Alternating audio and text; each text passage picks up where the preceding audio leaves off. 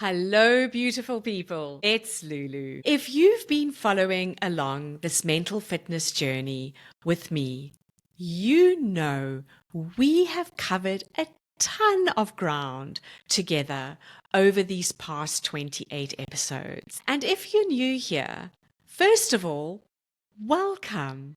I'm so glad you found us.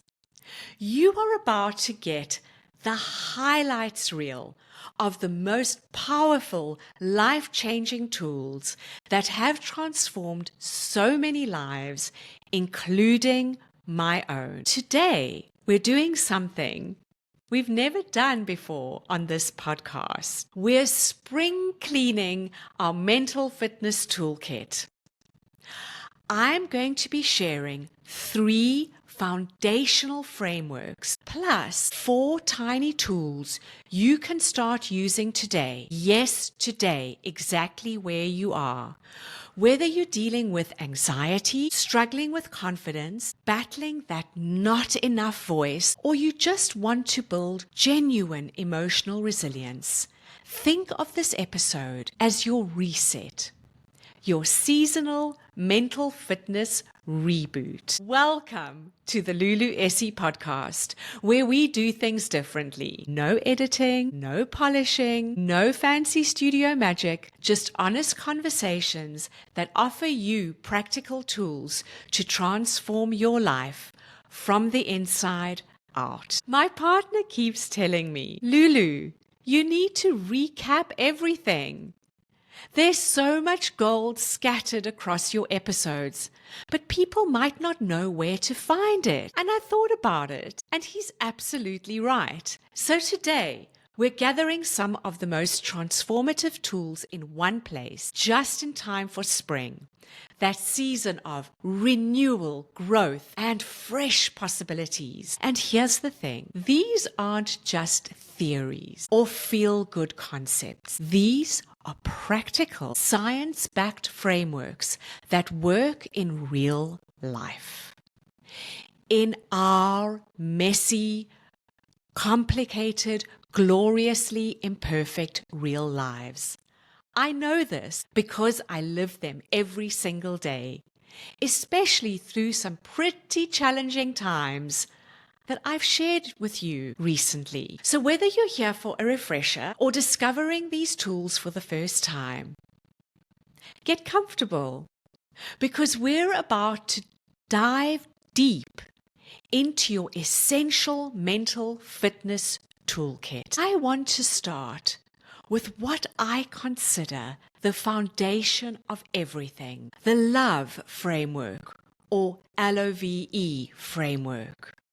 If you've ever struggled with self-love, self-worth, and who hasn't, and wondered how to build genuine confidence from within, or found yourself waiting to love yourself until you achieve something first.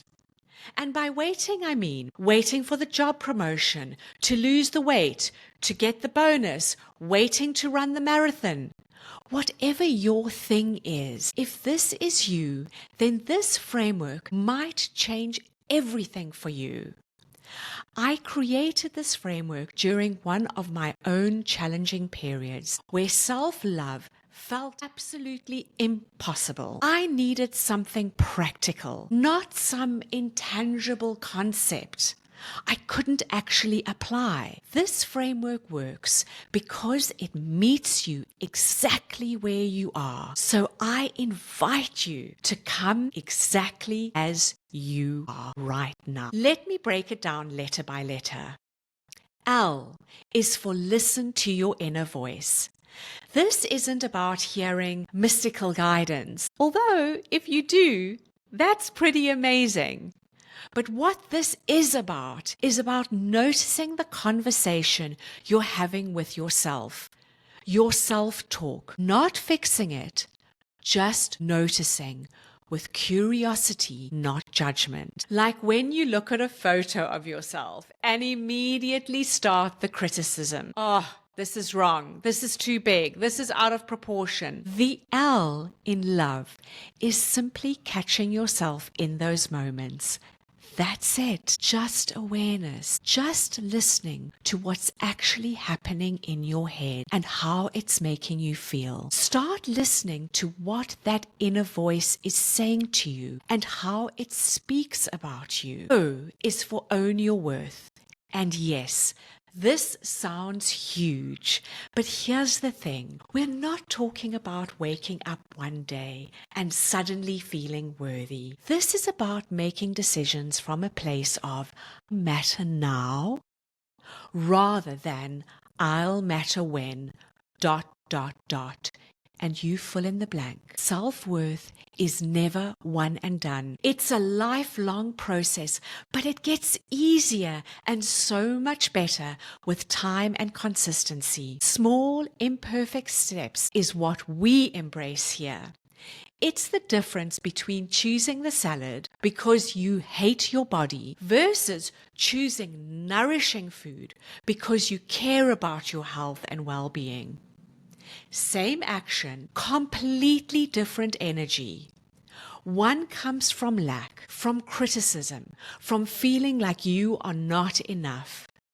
And the other comes from love. V is for value your journey. Every messy, complicated, beautifully imperfect bit of it. This means also celebrating small wins, like when you catch yourself being unkind and choose a slightly kinder thought. Not the kindest thought imaginable, because that might feel fake, just a little kinder. And then you build from there. Value your imperfection. And most importantly, value that you showed up for yourself. E is embrace imperfect action. And this might be my favorite because it's so real. Perfect action isn't available, beautiful people. I've looked everywhere for it, and it doesn't exist. It's an illusion, a lie we've bought into. But imperfect action, that is always available. It's about moving forward even when it's messy, even when you're not sure, even when it feels awkward and uncomfortable and you're scared. Here's what neuroscience tells us. When we practice self-compassion instead of self-criticism, we actually activate different neural networks in our brain. Dr. Kristen Neff's research shows that self-compassion promotes greater resilience and even more effective action than beating yourself up. Your brain literally responds better to kindness. So right now, I invite you to ask yourself, which letter of the LOVE framework do you need most to practice today? This framework is not about perfecting yourself, but it is about creating a loving relationship with yourself that can hold you through anything life throws your way. So let me give you a quick recap. L, listen to your inner voice. O, own your worth. V, value your journey. E, embrace imperfect action. Now, let's talk about something that shows up everywhere. That's sneaky, sharp, biting, hurtful, not enough voice. It appears in team meetings. It blasts with a megaphone when you're scrolling through social media. When you're out with friends and you start comparing yourself. Basically, it's everywhere. You know the one. I'm not successful enough, thin enough, smart enough, far enough along, accomplished enough. I'm not beautiful enough, wealthy enough, together enough. If you've ever found yourself caught in that comparison trap, or feeling like you're always chasing enough, but never quite getting there, the Enough framework has the power to change your life. Instead of chasing enough, we're going to start from enough. I am going to make this as easy as possible and again, break it down for you so that you really get a handle on this. And remember, these frameworks are just that, frameworks. You get to make them your own and adjust them, tweak them to fit your life. So let's start with E. Embrace where you are right now. Not where you want to be, not where you think you should be, but right here in this moment with all your contradictions, all your messiness, all your stuff, all your baggage, all your to-do lists. This isn't about giving up on growth. It's about stopping the war where you are. We cannot find peace in the world when we are at war with ourselves. And this is something we absolutely can control with practice and consistency. N. Notice your not enough stories. And we all have them. I have a bloody encyclopedia full of them. Those stories we tell ourselves about not being successful enough, accomplished enough, whatever enough. But here's the magic. Just noticing these stories without trying to fix them or push them away, that is where your power begins. Just awareness. We are not trying to fix, but we are becoming mindful and aware of our stories. O. Observe without judgment.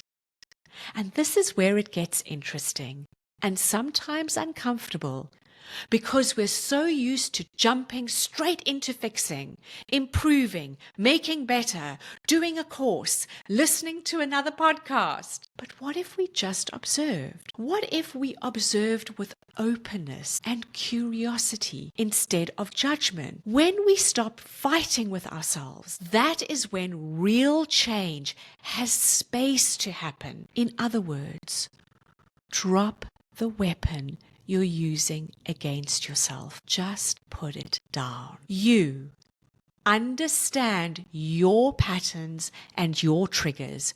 We all have those super specific moments that send us spinning into the not enough spiral. Maybe it's seeing someone else's success. Maybe it's a certain type of feedback at work. Maybe it's engaging in a certain activity. Once we see these patterns clearly, once we notice what are the things that push our buttons, the quirky stuff no one else will understand, once we notice them, understand them, they start losing their power over us. It's like turning down the volume, the intensity, or turning on a light in a very dark room. G is for grace. And this might be the most important letter, because in a world constantly pushing us to be more, to do more, to achieve more, to have more, giving ourselves grace feels almost deliciously rebellious. And it's not about lowering standards or letting yourself off the hook. Grace is about treating yourself with the same kindness you'd offer to a close friend or a child, someone you really love. It's saying, I see how hard you are trying, and you're doing just fine. H. Hold space for both acceptance and growth. And this is where magic becomes alchemy. We've been taught that it's either or. Either accept yourself as you are or strive to grow. But what if we could do both? What if we could be deeply rooted in our own enoughness while still reaching for the stars? I like to call this having both grit and grace.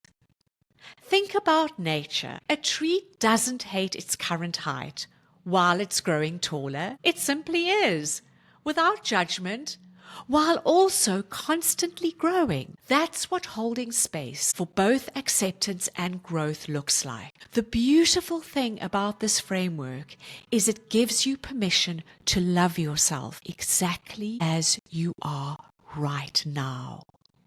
And it gives yourself permission to expand, to learn, to grow, to become more of who you dream of being. You give yourself the magnificent opportunity to have both roots and wings. So here's your practice from this framework.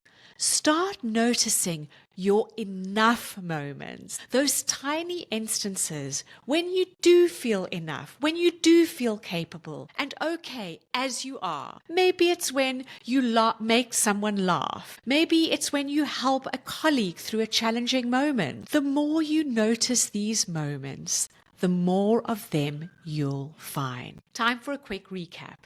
E, embrace where you are right now, not where you want to be. N, notice your not enough stories. O, observe without judgment. U, understand your personal patterns and triggers. G, give yourself grace. H, hold space for both acceptance and growth. Now, a lot of the letters in both these frameworks overlap, and that is intentional and also powerful. Don't try master what each one means perfectly. Just learn to feel the essence of what these frameworks are about. And in case it isn't obvious, they all start on the inside. Because this life we have is an inside job, always. I share more about how to move from never enough to grounded resilience in earlier episodes. But this is your core framework to return to whenever you feel like you're chasing worth instead of living it. And now I want to introduce you to a concept that completely changed how I think about mental well-being, the mental fitness bank. If you've ever felt emotionally depleted, like you're running on empty, or wondered how to build resilience for life's inevitable challenges, life's constant roller coaster, this approach is for you. It's truly helpful and so easy to understand.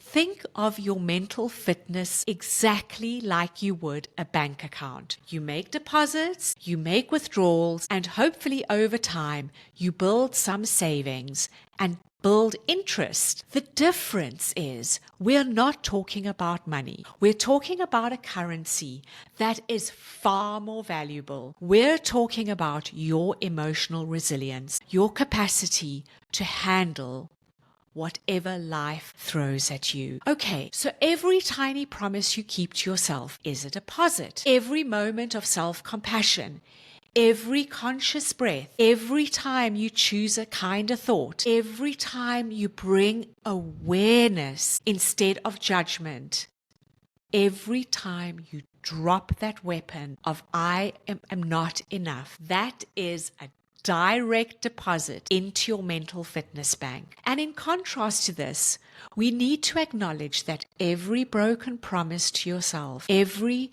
session, negative self-talk and criticism, every time you abandon your own needs, that is a withdrawal. And here's what most people don't realize. You don't need massive deposits to build wealth in this account. Consistency beats intensity every single time. And just like with your money, your deposits compound over time. Warren Buffett can tell us all about the immense power of building compound interest. So let me break this down into 3 types of deposits you can make. There are micro deposits. These take seconds to minutes, but create real impact, like the 3-breath reset, just 3 conscious breaths where you actually notice your breathing, or the pause and notice practice when you're feeling overwhelmed, just stopping to engage your 5 senses for 30 seconds. This might seem insignificant, but neurologically, they're creating new patterns in your brain. Small moments of gratitude for the seemingly ordinary are also micro deposits, and the same with glimmers. Taking time to appreciate and notice the beauty that is all around us. Medium deposits. These take 5 to 15 minutes but provide substantial support. Things like intentional joy, consciously choosing to do something that brings you genuine pleasure. For me, it's having my morning coffee outside, really savoring it, or taking a shower without rushing and actually feeling the water on my skin instead of mentally running through my to-do list. And then we have larger deposits, and these require more time and focused intention, but they really boost your savings or reserves. And I like to call these joy dates with yourself. Taking yourself to a museum, going to see a movie solo, spending time in nature without your headphones. The key isn't what you do,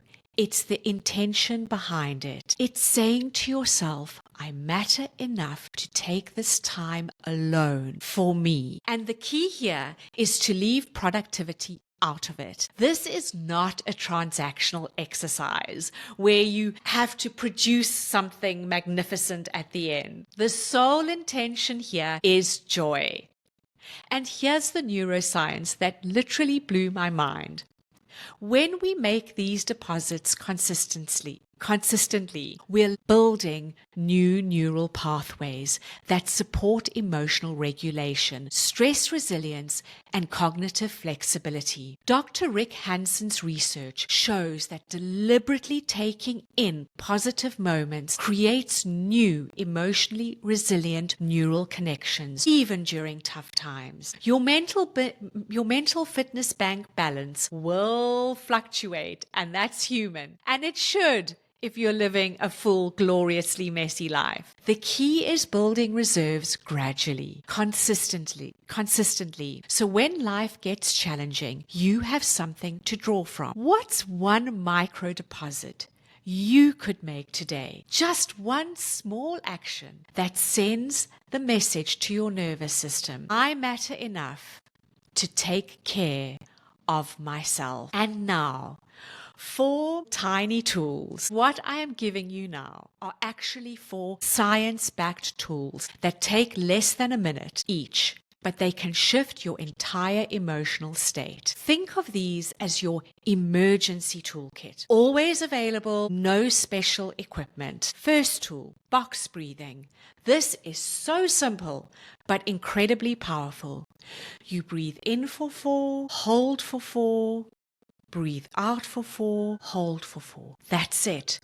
You're literally creating a box pattern with your breath because this activates your parasympathetic nervous system, the rest and digest response that counteracts fight or flight anxiety. I sometimes do this first thing in the morning as I open my eyes or whenever I need to center myself throughout the day. The second tool, this moment only. When uncertainty or anxiety starts spiraling into the disaster, the worst case scenario, what if territory, this tool brings you home to now, to the present moment. Stand still, feet firmly on the ground. Place your hand on your heart, make contact with your body, and then take a slow, deep breath in and say, in this moment only, and then name what is actually true for you right now. For example, in this moment only, I am safe. In this moment only, I am breathing. In this moment only, I have choices. This grounds you in present reality instead of anxious projections about the future, projections that most often never materialize, but we visualize them or worry about them with such a damaging intensity. Number 3, facts versus feelings. When you're caught in that anxiety spiral, grab your phone notes or a piece of paper, draw a line down the middle. On one side, write the verifiable facts of your situation, and on the other side, your feelings and interpretations about these facts. This engages your prefrontal cortex, which is the rational part of your brain, and that helps you calm your amygdala, which is our overactive alarm system. Most anxiety comes from the story we create about the facts, not the facts themselves. This comes from the powerful and impactful work of Dr. Susan David. And finally, the kind witness. Use this tool when you're overwhelmed by difficult emotions. Place your hand on your heart, which activates your parasympathetic nervous system. Then imagine stepping slightly to the side of your experience and becoming a kind witness to what you're feeling. Say to yourself, I see you. I see this sadness, this anxiety, this frustration. It's okay that it's here. You are not trying to fix or change anything, just witnessing with kindness. This creates space between you and overwhelming emotions without denying their reality. And that space is where possibility lives and thrives. The possibility to find a better, more loving, kinder way. And the beautiful thing about these tools is they work because you're working with your brain's natural systems, not against them. You're not trying to force positivity or pretend everything's fine. You're creating space, creating perspective, and the psychological conditions for your nervous system to settle. It allows for what nowadays we call nervous system regulation. And remember, tiny, consistent steps create massive impact. Beautiful people, we have covered so much ground today. These three frameworks, the love framework, the enough framework, and the mental fitness bank, plus these 4 tiny tools, aren't just theories in some self-help manual. They are your lifelines. They the tools that have gotten me through my darkest moments and helped so many people find their way through their own challenges. The power isn't in having perfect tools. It's in having tools you actually use when life gets messy, when your mental fitness feels wobbly, when you need support the most. And just like with physical fitness, we get to choose which exercises work for our own bodies, which exercises we enjoy the most. And it's the same with these tools and frameworks. Choose the ones and develop the ones that work for you. We are all different, and this is not a one-size-fits-all approach. Make them your own and take accountability for your own growth and mental fitness, and have fun doing it. Be playful, feel gratitude, look for glimmers, and give yourself grace. Next week, we're continuing the spring renewal energy with episode 30. I'll be resharing, but from a different perspective, the 3 C's: confidence, clarity, and calm, and introducing you to something I'm really excited about: our upcoming deep dive into relationships and how all these tools show up in how we connect with others. But for now, here's what I would love to invite you to do. Pick one tool from today's episode, just one, and try it before we talk again next week. And please, help me build this community and share this episode with someone who needs permission to start their mental fitness journey. Or share it with someone who's been struggling to put the pieces together. Sharing is an act of love. And remember, Transformation happens through small, consistent actions. You don't need to overhaul your entire life. You just need to start somewhere with something from where you are today. Spring is here, beautiful people. Time to tend to our mental fitness garden. And as always, what comes from the heart reaches the heart. And today, like every day, with hope, practical tools, and a deep belief in your capacity to thrive, this comes straight from my heart to yours.